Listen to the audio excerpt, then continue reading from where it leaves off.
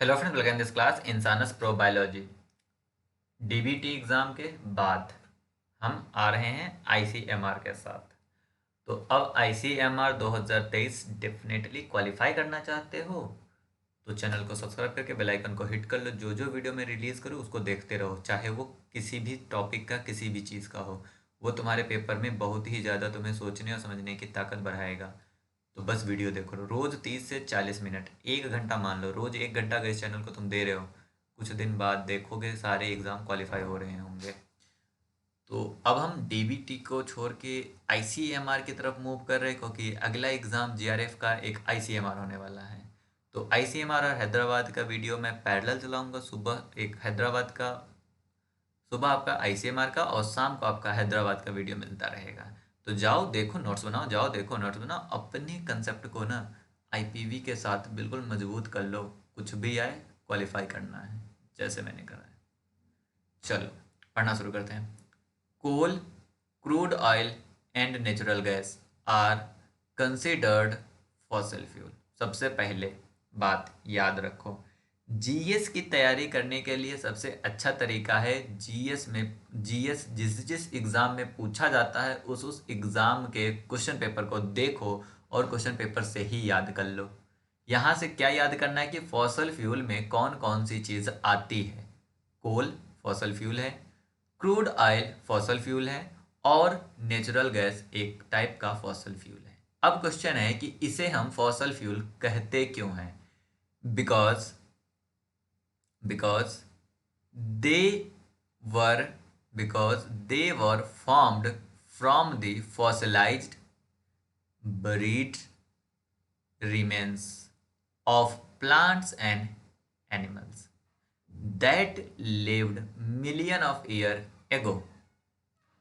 ठीक है, ये हो गया हमारा फॉसल फ्यूल की डिफिनीशन कि फॉसल फ्यूल होता क्या है। फॉसल फ्यूल वो चीज़ होती है जो हमारे फॉसिलाइज्ड या एनिमल और प्लांट की चीज़ें जो दबी हुई है ज़मीन के नीचे, पत्थरों के नीचे, उससे हमारा फॉसल फ्यूल मिलता है। ठीक है, और फॉसल फ्यूल में होता क्या है, कोल, क्रूड ऑयल और नेचुरल गैस। अब आगे है कि इसका हम यूज़ क्यों करते हैं। Burning fossil fuels has generated most of the energy required to propel our car, power our businesses, keep the lights on our home. Even today, oil, coal and gas provide for about 80% of our energy need. ये सब line है याद करने वाले, क्योंकि ये सब भी कहीं ना कहीं कभी कभी पूछ लिया जाता है। बट इतनी चीज़ें फ़ायदा है, पर हमें इसमें बताना है कि इसका हार्मफुल इफेक्ट क्या है। अब देखो, फॉसिल फ्यूल का हार्मफुल इफेक्ट है, अगर हम फॉसिल फ्यूल निकालते हैं तो वह लैंड डिग्रेडेशन को कॉज करता है। रियली में लैंड डिग्रेडेशन कॉज करता है, क्योंकि हम मिट्टी से अंदर से फॉसिल फ्यूल निकाल रहे हैं। फॉसिल फ्यूल अगर हमारा वाटर बॉडी में चला जाता है तो वह वाटर पोल्यूशन को कॉज करता है। That is also the correct. तो ए वाले करेक्ट है और बी वाले करेक्ट है, दोनों में दे रखा है, और सी वाला भी करेक्ट है क्योंकि तीनों में दे रखा है। सी वाला देखो क्या है, एयर पॉल्यूशन। डेफिनेटली क्यों, क्योंकि फॉसल फ्यूल जो होती है कार्बन ऑर्गेनिक कंपाउंड से बना होता है, और ऑर्गेनिक कंपाउंड जब भी जलता है तो CO2 रिलीज करता है, और अगर CO2 रिलीज कर रहा हो, मीथेन रिलीज कर रहा है, तो वो वाटर पॉल्यूशन को कॉज कर रहा है, क्योंकि मीथेन भी मिलता है। तो C is also the harmful effect. D, over production of animal. भाई फॉसल फ्यूल से ओवर प्रोडक्शन नहीं होता है। ऐसा नहीं है कि कह दो कि कोल, क्रूड ऑयल और नेचुरल गैस बहुत ज़्यादा मिल गया था इसलिए रिप्रोडक्शन का रेट बढ़ गया, रिप्रोडक्शन की रेट बढ़ने से हम मतलब ओवर प्रोडक्शन कर दिया एनिमल का। एनिमल का ओवर प्रोडक्शन नहीं होता है।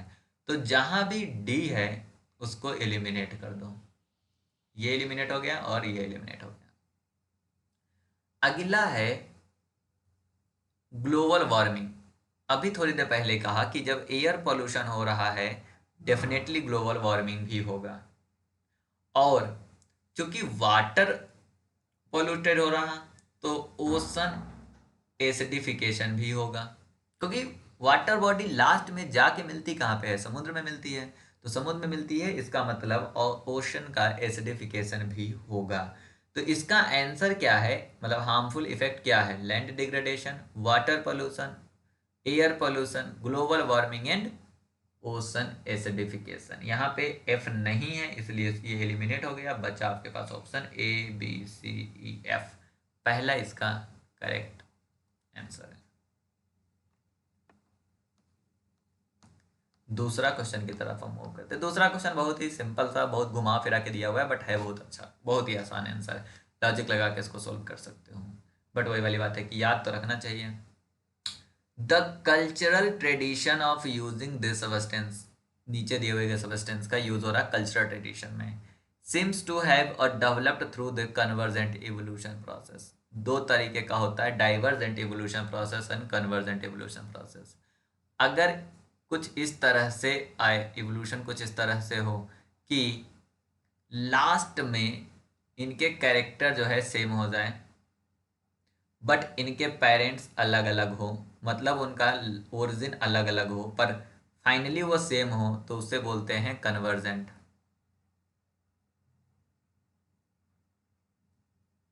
कन्वर्जेंट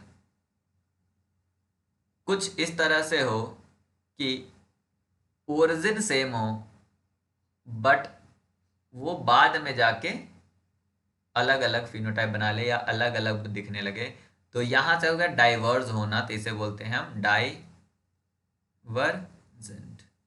तो यहाँ पे बोला गया कि कन्वर्जेंट इवोल्यूशन से हमारा एक कल्चर ट्रेडिशन हो गया किसी सब्सटेंस को यूज करना। As trace of this habit has been separately in many of early civilization. This substance, अब जो substance का कैरेक्टर की बात हो रही है, सॉफ्ट, कोहेसिव है, च्यूड है, बट हम निगलते नहीं हैं, सॉलोड नहीं करते हैं, और कंपोज्ड है चिचेल, स्वीटनर्स, सॉफ्टनर्स, सॉफ्टनर मतलब सॉफ्ट फ्लेवर्स, कलर्स, हार्ड और पावर्ड और पोलाइल कोटिंग। दिस इज, अगर आपको इसमें से, मतलब अगर आप बिना दिमाग लगाए क्वेश्चन सोल्व करना चाहते हो, तो अगर आपको ये पता हो कि किस सब्सटेंस में पोलाइल कोटिंग होती है, अगर आपने एनसीईआरटी की बुक केमिस्ट्री की पढ़ी होगी तो आपको पता होगा कि पोलाइल कोटिंग किस में होती है, तो आप बता सकते हो। लेकिन अगर आपके पास ये नहीं पता है, बस इतना पता है कि ऐसी कौन सी चीज़ है जिसको आप चिबाते हो बट अंदर नहीं निगलते हो, और वो सॉफ्ट होता है, मतलब मीठा होता है, फ्लेवर में होता है, बबल गम अलग अलग कलर का आता है, तो ऐसे सब्सटेंस कौन से हैं? डेफिनेटली चिंगम की बात कर रहा है। ऐसा सब्सटेंस चिंगम ही है, जो कि हम खाते हैं, वो मीठा होता है, फ्लेवर्ड में होता है, हार्ड होता है। ओपियम ड्रग्स नहीं ना, ड्रग्स कोई ट्रेडिशन थोड़ी है।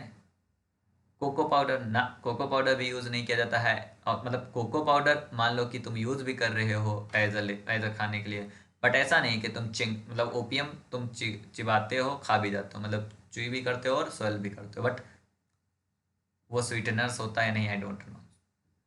टोबैको, तंबाकू मीठा नहीं होता है, फ्लेवर में नहीं पाया जाता है, तंबाकू एक ही रूप में पाया जाता है जिसे हम तंबाकू कहते हैं।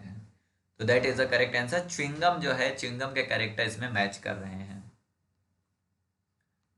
थर्ड क्वेश्चन बहुत ही सिंपल सा है, ये 12th क्लास से पूछ लिया गया है कि substance produce brisk effervescences effervescence with baking soda solution. अब एक यहीं पे याद रखो कि ये जो इफरवेसेंस हो रहा है, इसके पीछे रीजन है production of CO2।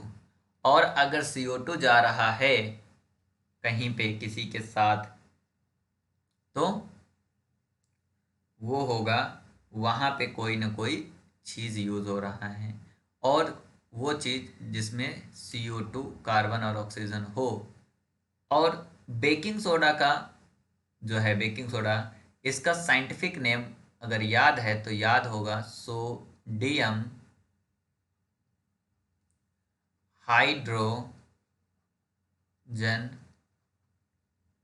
Carbonate, I think 9th या 10th में पढ़ाया जाता है, वहाँ से क्वेश्चन पूछा गया था एनसीईआरटी से। अगर तुम्हें आईसीएमआर बहुत ही अच्छे नंबर से क्वालिफाई करना है तो I give a suggestion, go and read a NCERT book. NCERT book एक बार पढ़ डालो, बिल्कुल करेक्ट, कभी नहीं, कोई नहीं रोक सकता। जब हम सोडियम हाइड्रोजन कार्बोनेट को इथेनोइक एसिड में ऐड करते हैं, तो यहाँ पे CO2 का प्रोडक्शन होता है, जो कि ब्रिक इफरवेसेंस बनाता है। तो कौन सा कंपाउंड है जिसका यूज हो रहा है यहाँ पे? इथेनोइक एसिड का। तो ethanoic acid is the correct answer for this question. Definitely अगर ये याद होता तभी तुम इसे सोल्व कर सकते हो, बिना रटे हुए ये सोल्व नहीं कर सकते हो। यहाँ पे कुछ चीजें याद रखो। एस्पिरिन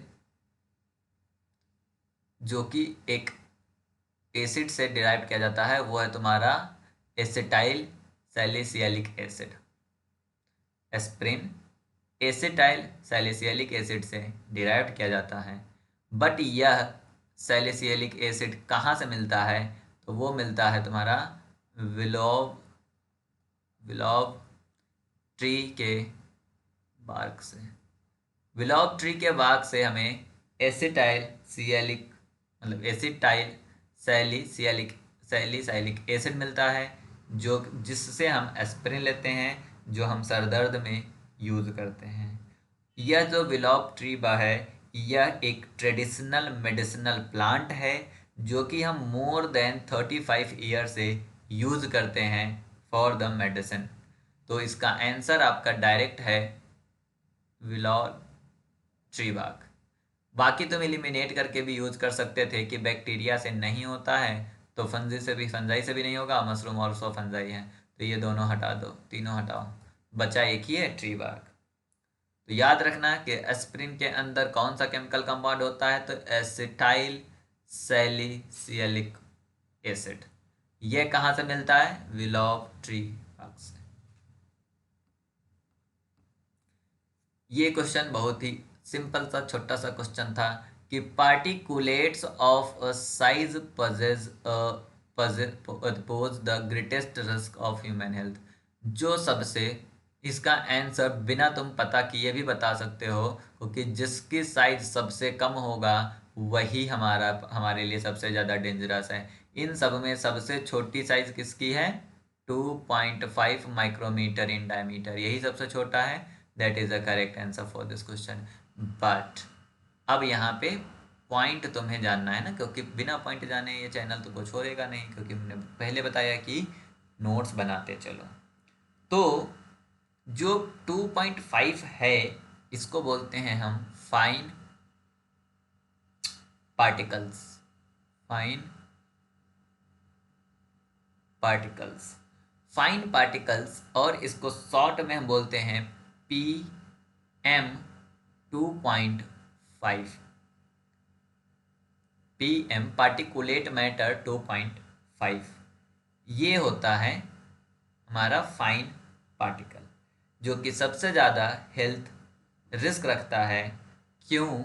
क्योंकि यह इंटर कर जाता है deep into lungs and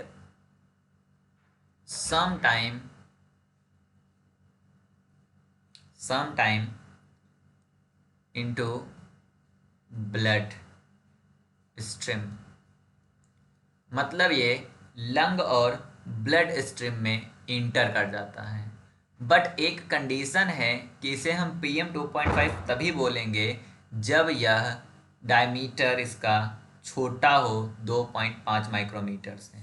means less than 2.5 micrometer वाले पार्टिकल्स को हम क्या बोलते हैं? फाइन पार्टिकल्स बोलते हैं, जो कि हाईएस्ट रिस्क रखता है, ग्रेटेस्ट हेल्थ रिस्क रखता है। उम्मीद करते हैं कि इस वीडियो से कुछ चीज़ें तुम्हें समझ में आई होगी कि कैसे हमें पेपर सॉल्व करने होते हैं, क्योंकि मैं सिर्फ कंसेप्ट ही नहीं बताता, कभी कभी मैं पेपर सॉल्व करने का भी तरीका वीडियो के बीच में ही बता देता हूँ।